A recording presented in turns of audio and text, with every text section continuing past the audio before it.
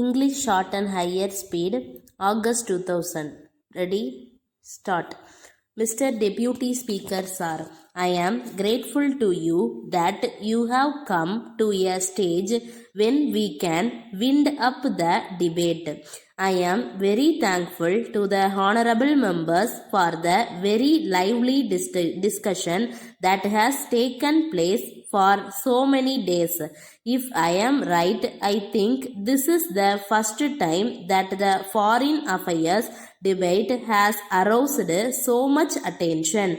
It is sad that over the years his practice had been given up and many times the vital areas of government's activities like foreign affairs and defense were not taken for discussion and voted upon. I feel not only in this house but in the whole of the country there is a community of people, the writers, the academicians, and even the laymen who take vital interest in India's foreign policy. This is a very big compliment to India's tradition. I can only assure you that it will be my endeavor so long as I hold this charge to try to enliven the debate. I will be very keen always not only to discuss here in the house but also with those who are experts outside to benefit from their views, outlooks and studies. In India, we have a heritage of foreign policy that represents the best of our culture. It also represents the views and the efforts of the master builders who built independent India. That is how our foreign policy was shaped. We did make many mistakes, yet those who were shaping the policies had both the candor and the courage to stand up in the house and to accept the mistake that made. I think if you ever discover that this government, as any other government, makes mistakes, it should always be viewed in the context of the tradition itself.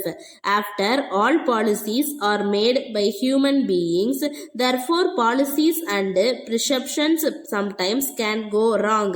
But one thing on which we must not make a mistake and must never go wrong is on the basic principles of our foreign policy. As I sat here for 3 to 4 days discussing with the honorable members, hearing their views on various aspects of foreign policy, I felt more humble. I heard them with humility because most of them are more learned than me. They know better than me. Therefore, I heard them with respect. I promise again that it would be my attitude all the time that I hold charge of this portfolio. In the debate, when I heard my friends, I found one thing missing. That was the perception of change that has taken place all over the world. If we do not understand that no country, particularly India, can ever make a well thought of our foreign policy, we must try to understand that the Soviet Union of today is something very different from what Soviet Union was yesterday. I had the privilege of staying there for nearly 5 years as ambassador of this country. When I look around, when I look at the face of the policies, I perceive a good change there. This tremendous change should be and should have been the subject of debate here. There may not be a consensus on that. When learned members are sitting here, I was hoping that we would try to spell out and try to share with each other as to how we understand the change that would be more helpful.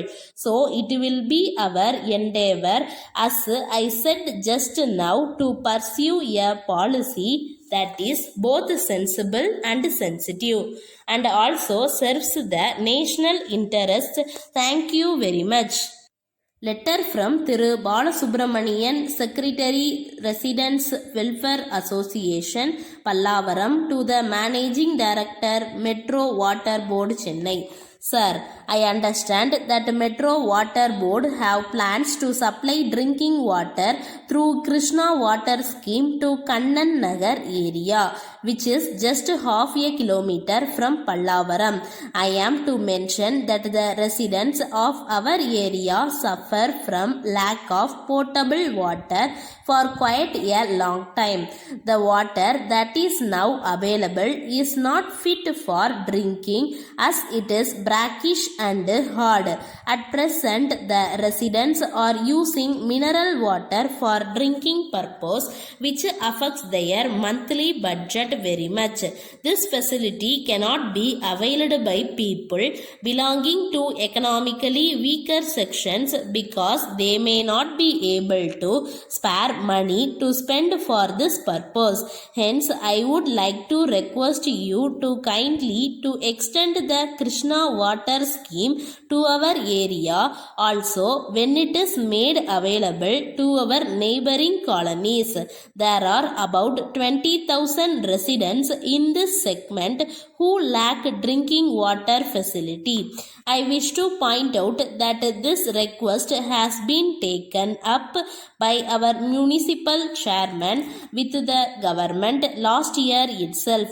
The then secretary to the government was also favorable to this proposal, but yet it is getting delayed for reasons not known to us. I am confident that you will do the needful in the matter. I request suitable yearly action by the government in this regard. Yours faithfully. Stop.